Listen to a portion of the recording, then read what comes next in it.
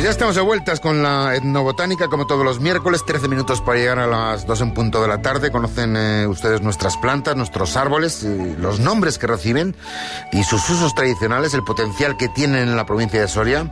Hace una semana recordarán que hablábamos de las dehesas y las encinas. Hoy es el pino resinero. Aquí lo tengo a José Carlos Santana, doctor ingeniero agrónomo, especialista en genética y biotecnología agroforestal. Señor Santana, muy buenas tardes. Buenas tardes, Chema. Bueno, hoy vamos a hablar nada menos nada más que del pino resinero.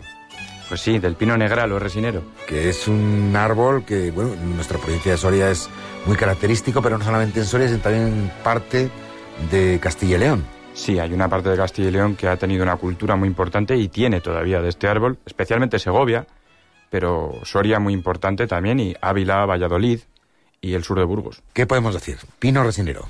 Pues en primer lugar que es una especie propia del Mediterráneo occidental, o sea que es autóctona en nuestra zona, y a pesar de ello, en otras zonas, especialmente en el hemisferio sur, es considerada invasora. ¿Sabes esas plantas que siempre hablamos de que hay plantas que están invadiendo la península ibérica, que las consideramos invasoras, porque se extienden, ocupan el hábitat, desplazando en muchos casos a las autóctonas? Y una especie nuestra, porque esto aquí no se suele hablar de estas cosas, pero las nuestras, cuando van a otros sitios, también son invasoras a veces. Así, nuestro pino resinero, que tenemos tan interiorizado en el hemisferio sur, es considerado una de las 100 especies más invasoras.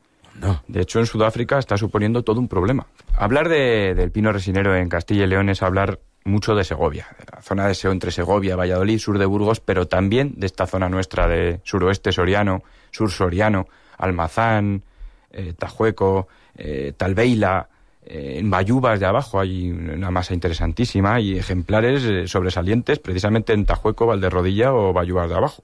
Ha tenido múltiples usos. La madera es muy válida para carpintería. Es muy famosa la del pino albar, pero la del pino resinero también es bastante buena. Esta madera del pino negral se ha usado para hacer muebles, para fabricar tarimas. Se han hecho los armazones de los retablos, como dice mi gran mentor Oria de Rueda, y de los bancos de las iglesias. Y eran muy afamados en su día los trillos de Cantalejo, Segovia, que estaban hechos de este pino. Uy. También se han sacado leñas y como combustible se ha usado también su corteza y las piñas secas. De hecho, en mi pueblo en Cirujales siempre hemos encendido con piñas secas de pino negral, que se ponen debajo de los troncos de encina, prenden, dan una llama fuerte, aguantan bastante, y eso hace que prenda luego la encina, que ya sabes que esa es una leña excepcional. Extraordinaria, nos lo contó ya. La hojarasca de este pino, que depende del sitio de Soria, la podemos escuchar como fosca, pinocha o zarabuja, se ha usado tradicionalmente como combustible en los hornos de alfarería. Y así en zonas tan alfareras típicas como Tajueco, se usaba eso para enciscar, para calentar, para sus labores de cocer la alfarería. También hemos tenido en el alumbrado público y el alumbrado privado en estos pueblos, se han usado siempre teas o tedas. No son más que palos de este material, untados con resina del propio árbol, que son los que se usaba a modo de antorchas y de alumbrado. Fíjate. Ya desde tiempo de los romanos, ojo. Pero hablar del pino negral o resinero es hablar de la resina. De la resina, claro. Un auténtico medio de vida de muchas gentes de las comarcas que hemos hablado. Uno de los elementos dinamizadores, ahí hemos insistido mucho. Una auténtica industria.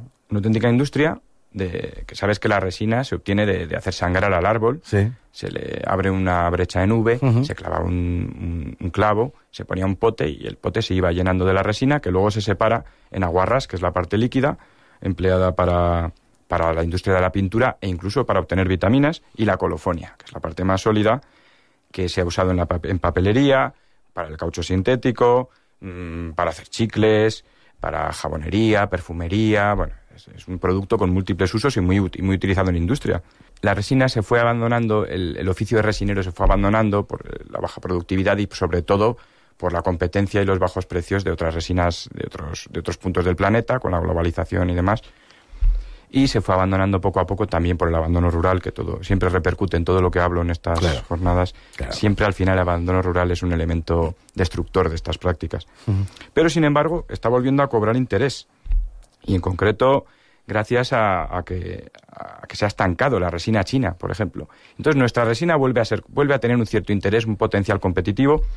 Y así estamos viendo cómo se regresa, cómo se ha vuelto a resinar árboles. Y en concreto aquí en Soria tenemos varios ejemplos que, mira, esta misma semana veíamos cómo Tardelcuende ha dado por inaugurada la temporada de la resina en 2013 y ha ofertado 100.000 pinos, que eso hace que haya gente que le interese venir aquí a trabajar, ir a Tardé del Cuende y ponerse a resinar, lo cual no deja de ser una práctica que lleva toda la vida haciéndose, que se había estancado y que ahora parece que vuelve a tener un poco de auge. Pues una salida es muy importante para esta provincia de Soria. Fundamental que volvamos a aprovechar los recursos de los que disponemos, porque está muy bien que vengan industrias de base tecnológica o de otras bases no basadas en el recurso local. Sí.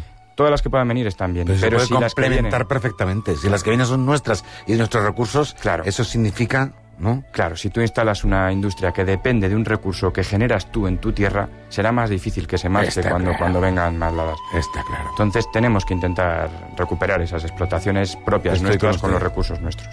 Señor Santana, estoy con usted en cuerpo y alma. Muchísimas gracias por estar un miércoles más aquí con nosotros. Un abrazo muy fuerte.